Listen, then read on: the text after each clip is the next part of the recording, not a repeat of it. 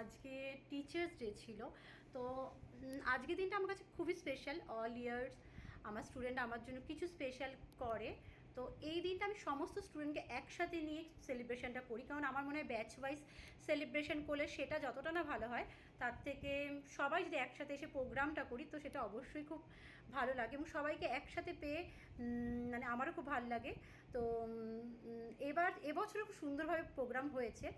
তো অনেকেই আসেনি, তার জন্য খারাপ লেগেছে, বা যারা এসেছে যারা পাশে ছিল তাদের জন্য ভালো লেগেছে।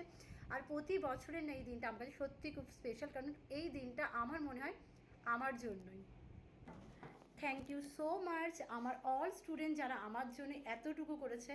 তো এইভাবেই যেন আর কিছুটা বছর একটু ভালোভাবে কাটাতে পারি। বিশেষ কিছু সবার কাছে চাই না আমি, বাট ভালোবাসাটা পেয়ে খুব খুশি। তো প্রতি বছরের না এই দিনটা যেন বারবার আসুক আমার।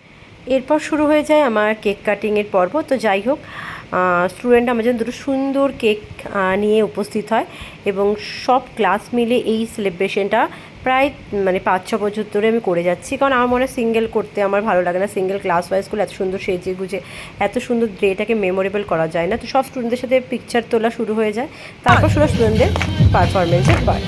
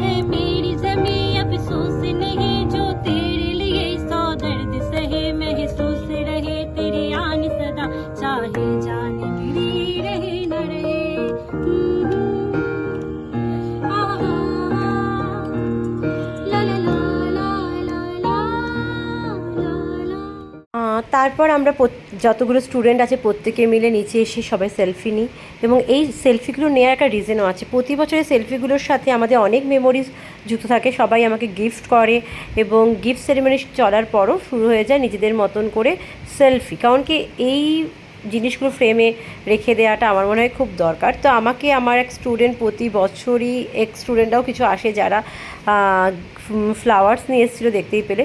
এই যে আমার এক স্টুডেন্ট যে আমাকে প্রতি বছর ফ্লাওয়ার্স আর চকলেট তো দিয়েই যাচ্ছে। এইভাবে দিনটা আমার কাছে খুব স্পেশাল ছিল, খুব ভালোভাবে কাটিয়েছি।